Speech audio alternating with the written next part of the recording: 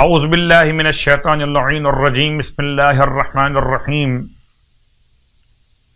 الحمد لأہلہ والصلاة علی اہلہا اما بعد ماہ شعبان المعظم،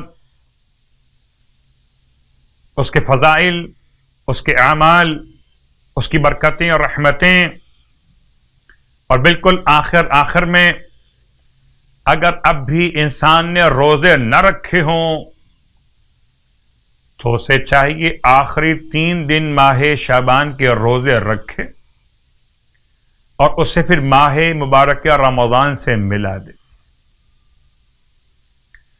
راوی نے ملاقات کی امام رضا علیہ السلام سے، اور آپ نے استقبال ماہ مبارک رمضان کا طریقہ، ماہ شعبان کے اعمال، دعا، تلاوت قرآن اور صیام اور روزے رکھے جانے سے بیان کیا۔ انہی دعاؤں کے ساتھ مناجات امیر المومنین میں ایک جملہ آپ کی خدمت میں، الہی اپنے رب سے چپکے باتیں کرنے کا طریقہ، الہی ان افوت فمن اولا منک بذلک، اے خدا اگر تو مجھے معاف فرماتا ہے تو تیرے علاوہ کون ہے جو معافی کا زیادہ حقدار ہو عطا کرنے کا۔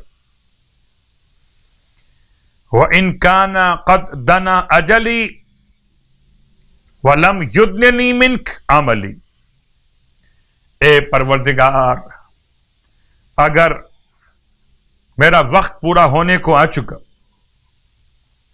اور تیری بارگاہ میں میرا عمل مقبول نہیں ہو سکا تو پروردگار فقط جعلت الاقرار بالذنب الیک، تو میں اب تیری بارگاہ میں اپنے گناہوں کا اعتراف کرتا ہوں، وسیلتی، اور اسی اقرار کو اپنا وسیلہ قرار دیتا ہوں۔ اے خدا میری فریاد کو مقبول فرما۔ ماہ مبارک شعبان کی آج کی رات کی نماز سرکار ختمی مرتبہ صلی اللہ علیہ وآلہ وسلم ارشاد فرماتے ہیں، آج کی رات کی نماز 2 رکعت یعنی کہ شب 27 ماہ شعبان 2 رکعت نماز پڑھی جائے گی آج کی رات میں۔ ہر رکعت میں الحمد کے بعد سورہ سبح اسم ربک الاعلی یعنی کہ سورہ الاعلی 10 مرتبہ پڑھا جائے گا۔ خداوند عالم اس نماز کی برکت سے نماز پڑھنے والے کے لیے 1 ملین نیکیاں یعنی کہ 10 لاکھ نیکیاں لکھے گا، 1 ملین گناہ مٹا دے گا یعنی 10 لاکھ گناہ مٹا دے گا، اور پروردگار اسے 1 ملین سے بھی زیادہ درجات اس کے بلند فرمائے گا۔ اللہ اکبر۔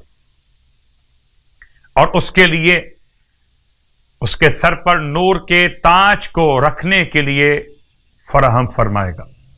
سر پہ نور کا تاج ہوگا، درجے 10 لاکھ سے زیادہ بلند ہوں گے، نیکیاں 10 لاکھ ہوں گی، اور 10 لاکھ گناہ بخش دیے جائیں گے۔ گویا آج کی نماز ہمیں بنائے گی روز قیامت کا ملینر، اگر بننا چاہتے ہیں۔ ماہ مبارک شعبان کے روزوں کے ثواب سرکار ختم یہ مرتبہ صلی اللہ علیہ وآلہ وسلم کی زبان مقدس کہ جو شخص ماہ شعبان کے 27 روزے رکھ لے، اللہ اس کے لیے جہنم سے رہائی کا حکم لکھ دے گا۔ خداوند عالم ہم سب کو اس ماہ مبارک شعبان کے صیام اور قیام کی توفیق عطا فرمائے۔